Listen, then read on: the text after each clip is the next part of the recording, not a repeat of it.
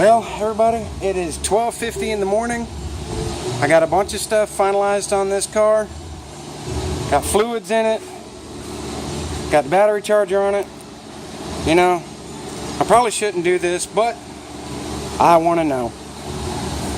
In theory, it should at least start and idle. Alright, all the gauges are on. Oh. Alright. She's got power.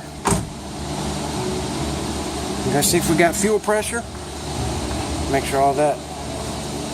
Yep, it came up and settled down. Alright, Bradley. Here we go.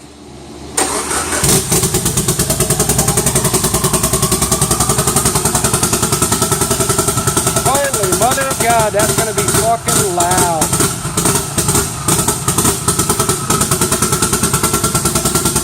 Holy mackerel. Alright, well, she runs, everything's together. Now I can leak check it and put it in for transport tomorrow. Alright, let me shut this thing down. Alright, we are shut down.